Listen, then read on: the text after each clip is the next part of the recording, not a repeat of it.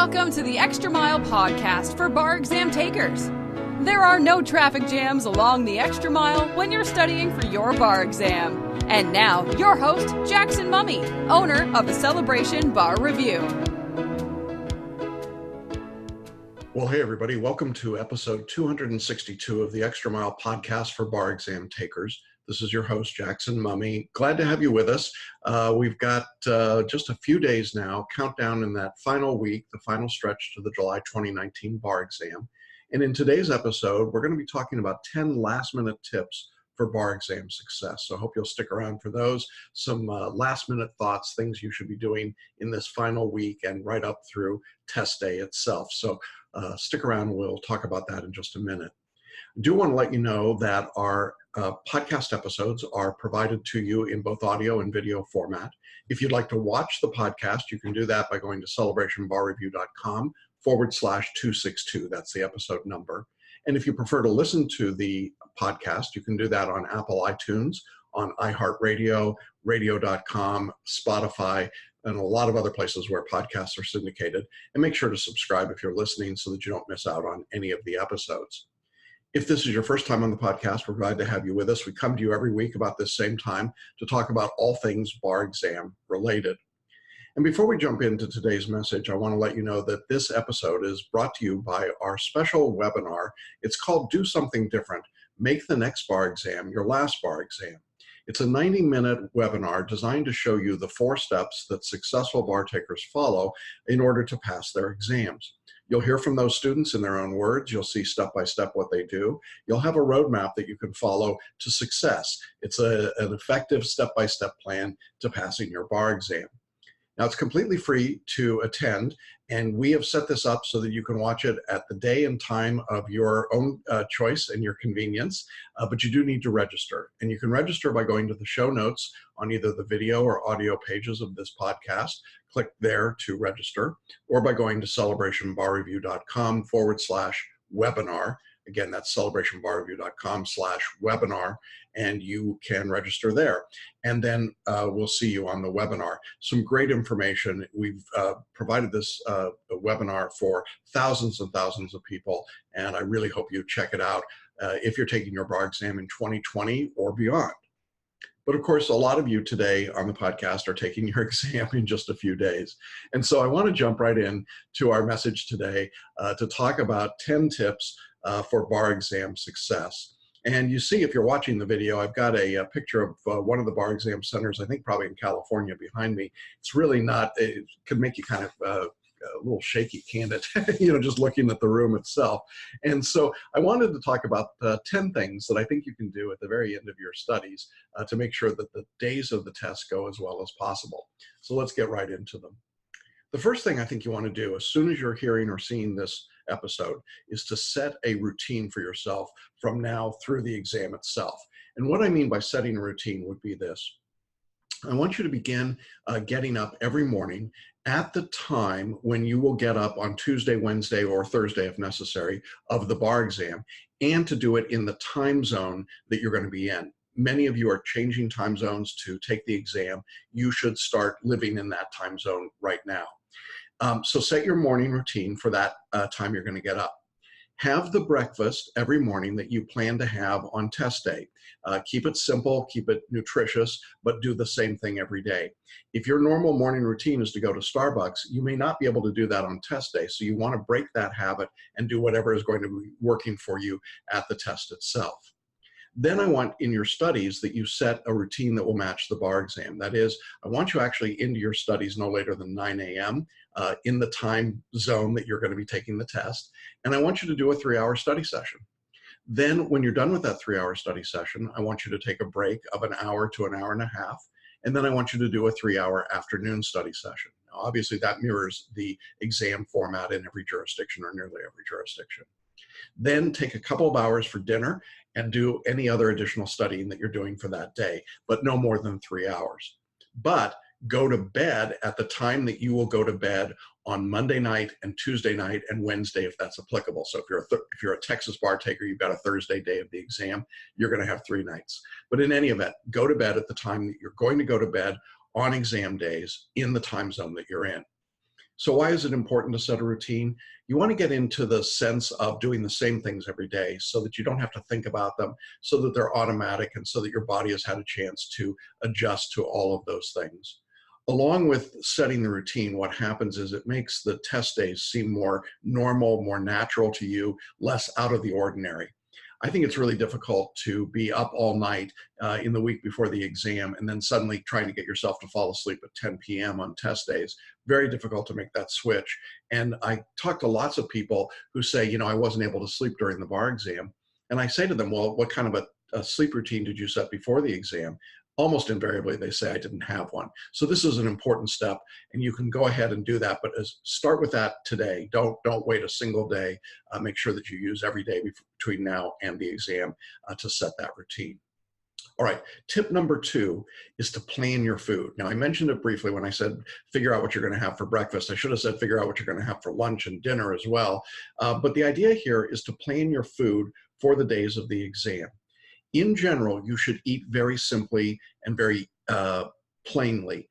There should be lots of high energy foods. You should avoid stimulants as much as possible.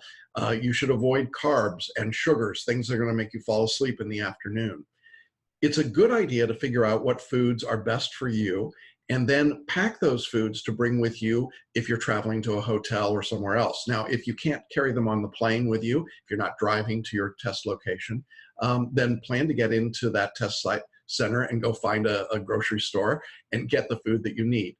One pro tip here: if you're staying in a hotel, call them today and demand, don't ask, demand to have a refrigerator in your room.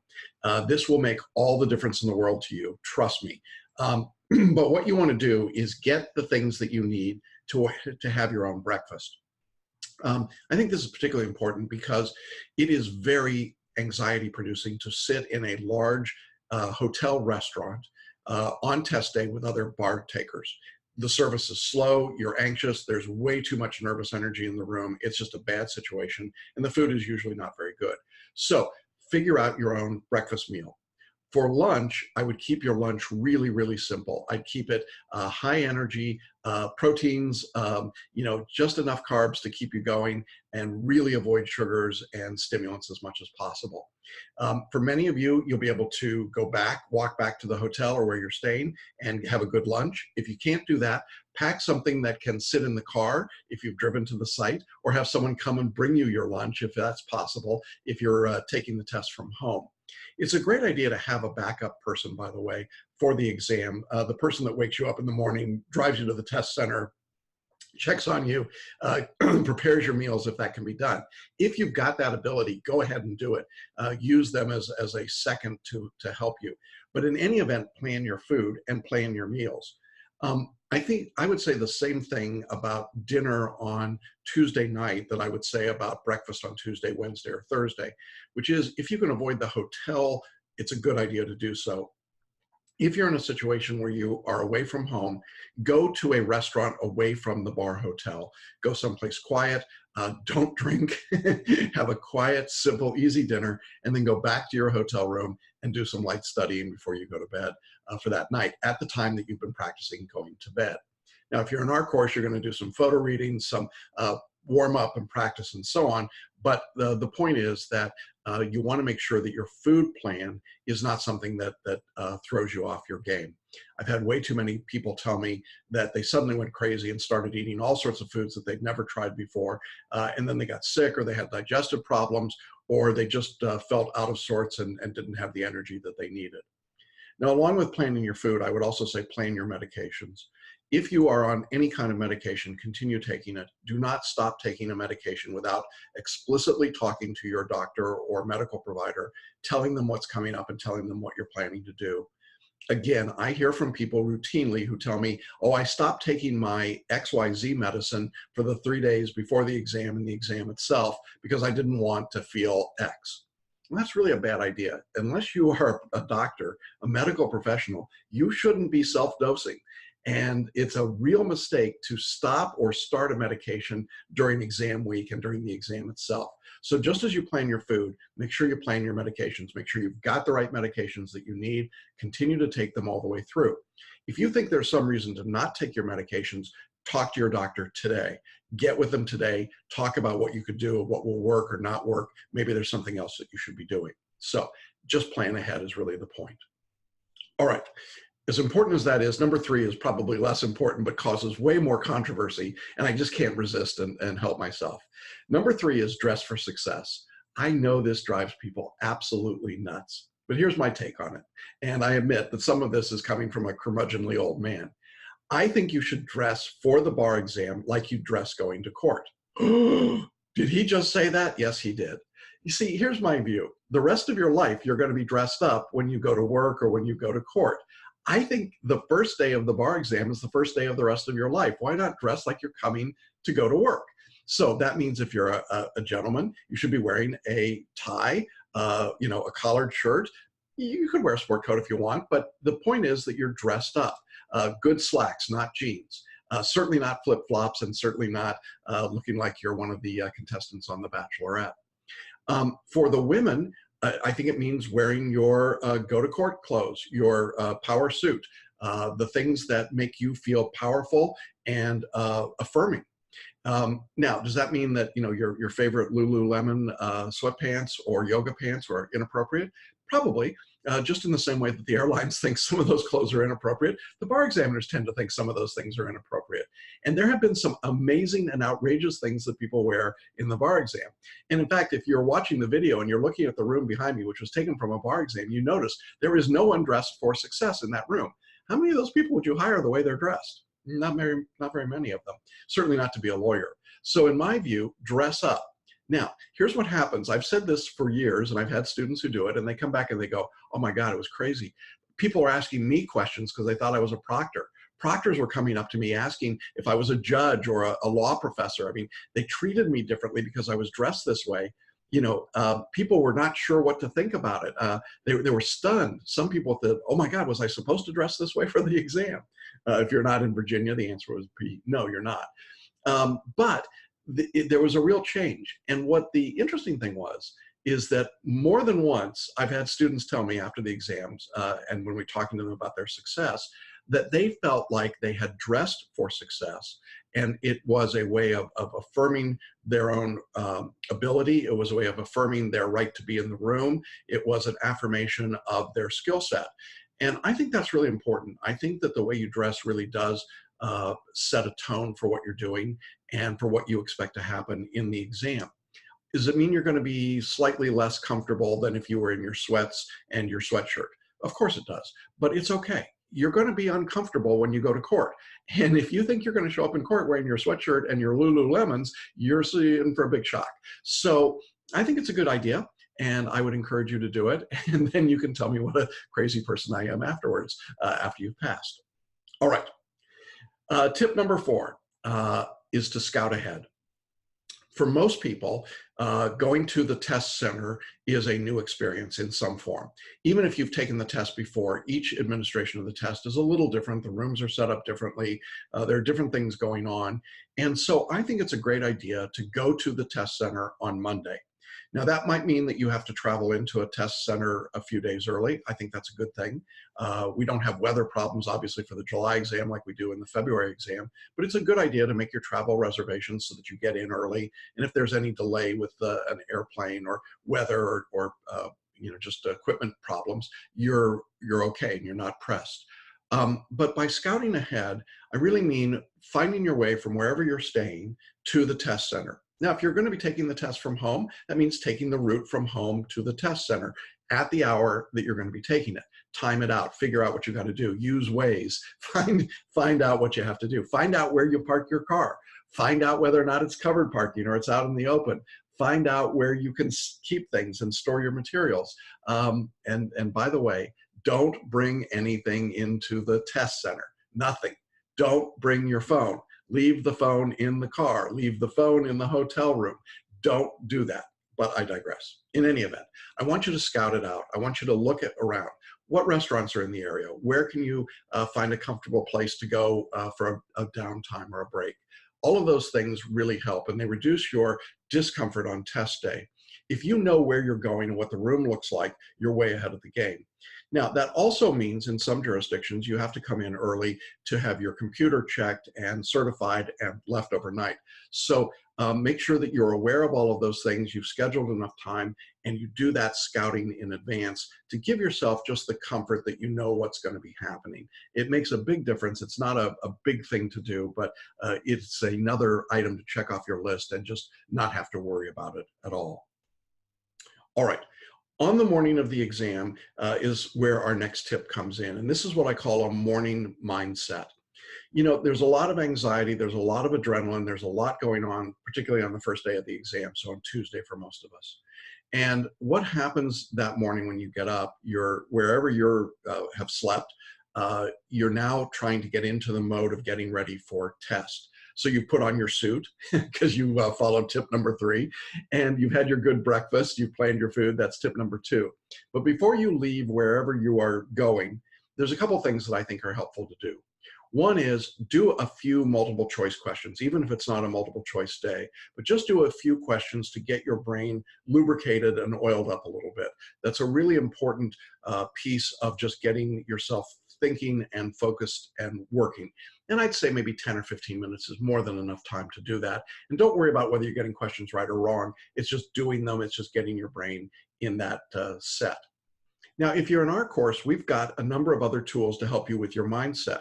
We've got paraliminal recordings. I think there's some great ones you can do in the morning of that day. I really like Peak Performance and Personal Genius.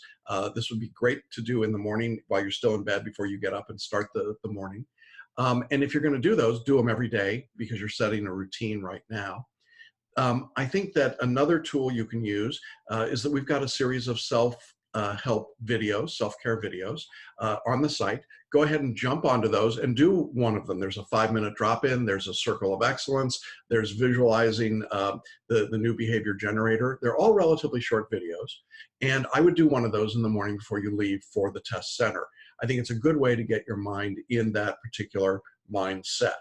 Now, if you're not in our course and you don't have access to these tools, find whatever tool helps you get into the right mindset for the test day. I did have a student tell me a couple of years ago in Colorado after they legalized cannabis that while she was sitting in the parking lot waiting to go into the test center, the person next to her was enjoying their daily dose. And I don't think that's a great idea for the bar exam, but nonetheless, do what you've got to do to get yourself ready and in the right mindset for the exam.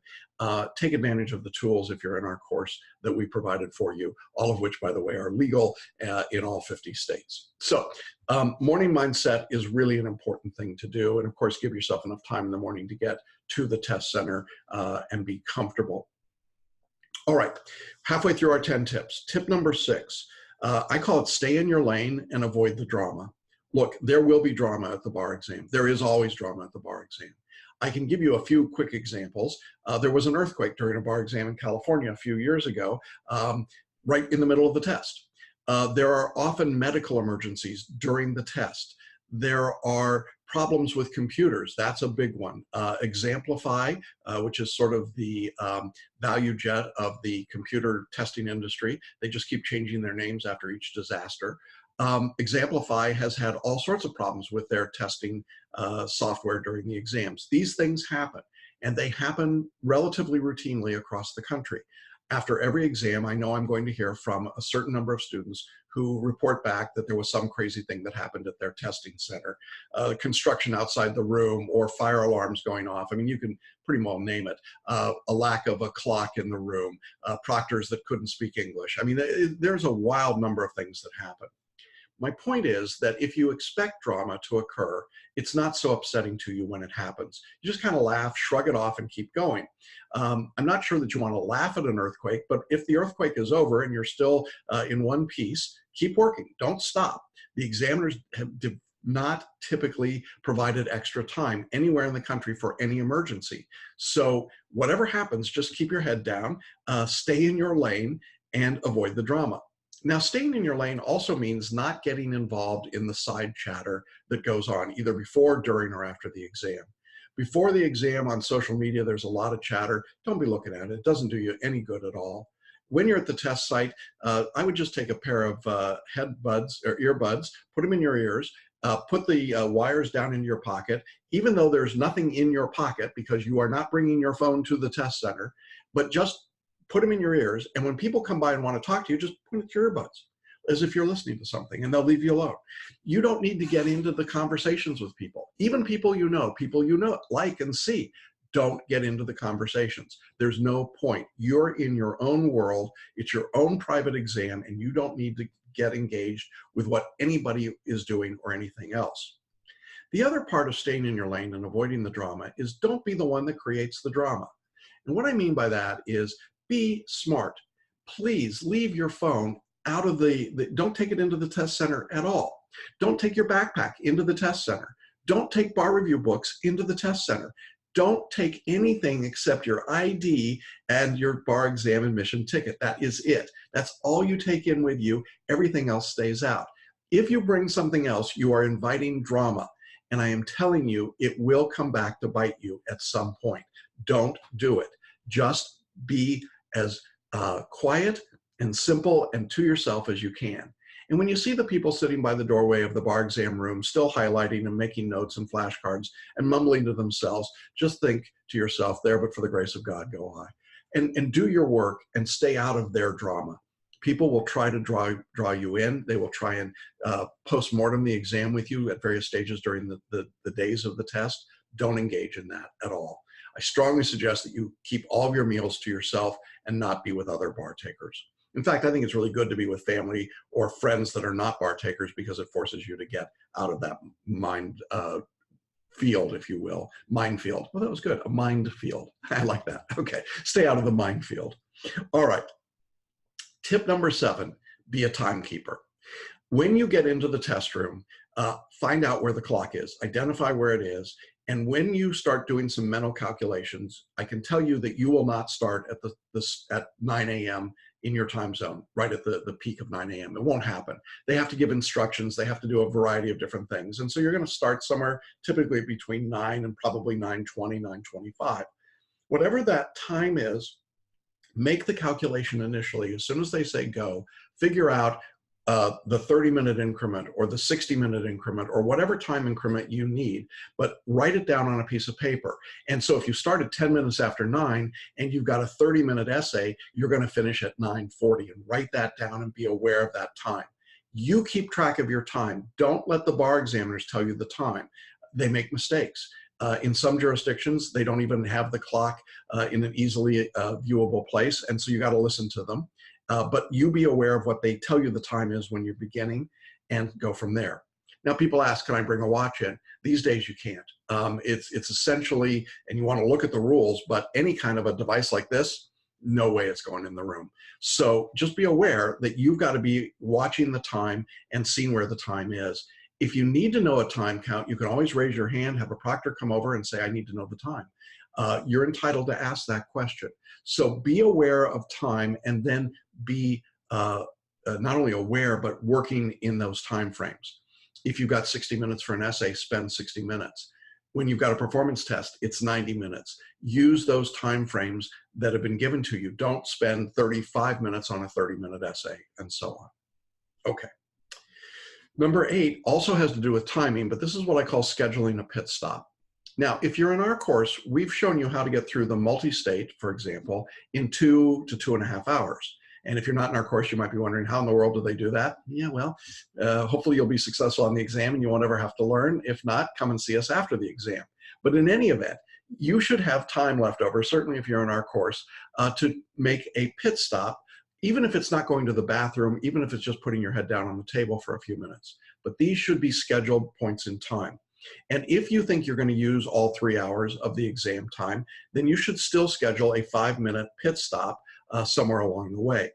What I recommend for our students, particularly on multi-state day, is to identify the question number at which you want to take scheduled pit stops, just like a race car has scheduled pit stops. So after 25 questions or 30 questions, I know I'm going to take a 5-minute break or a 2-minute break, whatever it might be. I know I want to go to the bathroom, or will need to go to the bathroom after I've done 50 questions. And go ahead and schedule that in advance. Think in your own mind, set it up in your own mind so that when you reach that point, it's not panic. Oh my God, I got to go to the bathroom. It's, oh, I've just reached the point where I now give myself the luxury of 5 minutes to go to the bathroom.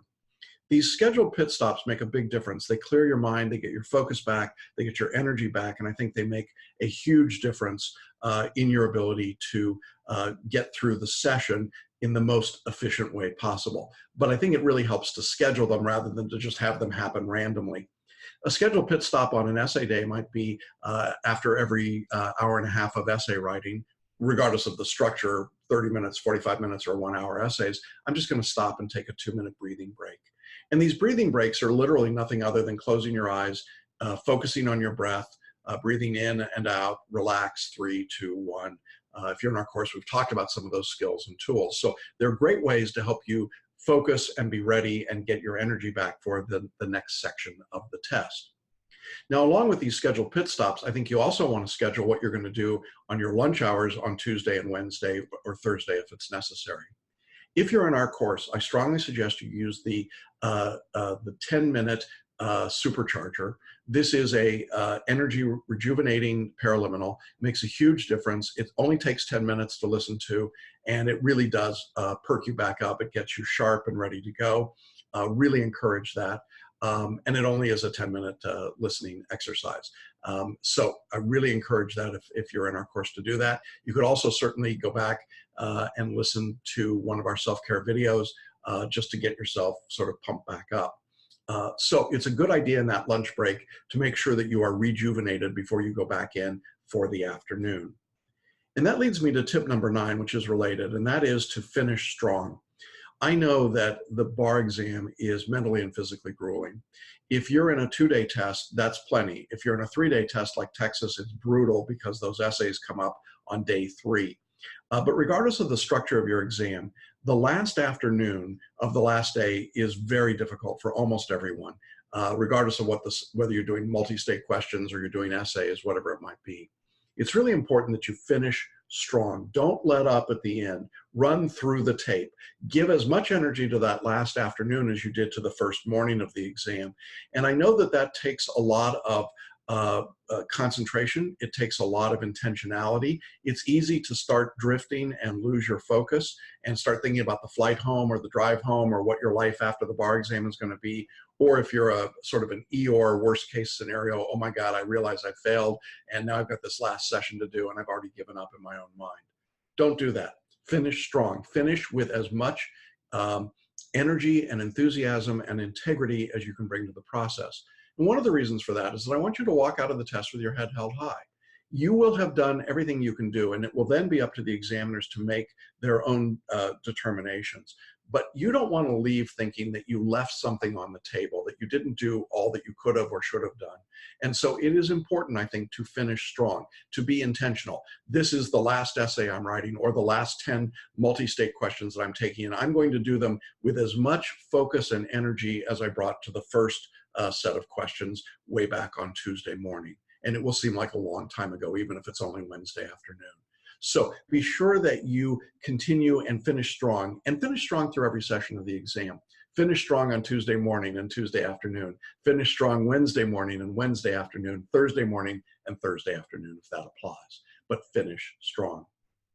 And then my final tip is really comes from the musical Frozen. I will not sing it, but you know the words. Let it go, let it go. When you leave the exam, whether it's Tuesday, Wednesday, or Thursday, you're done. And you can't go back and you can't fix it and you can't change it. When you leave the exam Tuesday morning for lunch, you cannot change anything that happened on Tuesday morning. But if you continue to look backwards, to focus on that, to think about it, to run it over in your brain, you are depleting your energy, your resources, your focus, and your attention for the work still to be done. One of the biggest mistakes that bar takers make is that they simply won't let go of something that happened. Oh, there was that question, whether it was a multiple choice question or an essay, or there was that performance test, or there was something that happened and oh my God, and they just keep chewing it over and over and over again. And frankly, they wear themselves out and they wear out everyone around them, which is one of the reasons you want to avoid other people. But clearly for yourself, when that session is done, it is done. Forget about it. Get amnesia. My daughter talks about the fact that when she goes to the gym, she hates it. And then within 24 hours, she has what she calls gymnesia. She forgets that she hated it, and there she is back in the gym again. And then she realizes, God, I really hate this. I love that idea of gymnesia. You need barnesia.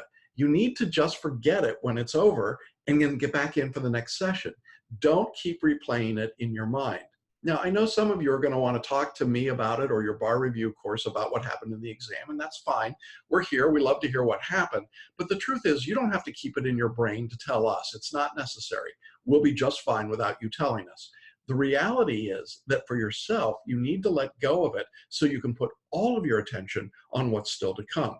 And when you finish the exam, whether that's Wednesday night or Thursday night, you're just done, and walk away from it. Be finished, walk away, and keep your head up. You did the very best that you could do. You should be proud of yourself for taking the exam and putting your best work in. And then we'll have results. They'll start in about 4 or 5 weeks after the exam. We'll talk about all those results. There'll be a lot to work on and think about then. And hopefully the results for you will be good. But you don't want to leave yourself in this position of regretting and saying, oh, but I did this, or this happened, or this bad thing happened, or my computer stopped working, or I forgot the rule against perpetuities, or whatever it might be. It's over. Let it go. All right. Well, those are our 10 tips to make a better result on the bar exam. I hope that they're helpful to you. It's a lot of different things, small items, but each one of them, I think, can make a difference in your performance. I look forward to all of you having a great test. I hope that the exams do go well. I hope that they're quiet and uneventful. The questions are all what you expected to see, and that you had all the answers for everything that they asked about. It's been a pleasure working with you and talking with all of you through our podcasts and our videos leading up to this exam. We do wish the very best for all of you, and we will be back with more information about the bar in upcoming episodes. And thanks to all of you for being with us in the podcast over these past couple of months leading up to the July 2019 exam. It really has been our pleasure to guide you through this process. And I do hope for the very best for those of you taking the exam next week. Now, if you're taking the bar exam in 2020 or later, I want to just quickly remind you about our free webinar. It's called Do Something Different. Make the next bar exam your last bar exam. You can schedule a showing at the date and time of your convenience, but you do need to register, and you can do that by going to celebrationbarreview.com/webinar, and then we'll see you on the webinar. All right, everybody, have a wonderful week. Good luck on the exams, and we'll be back to you again next week after the bar. Thanks for listening to the Extra Mile podcast for bar exam takers at www.celebrationbarreview.com.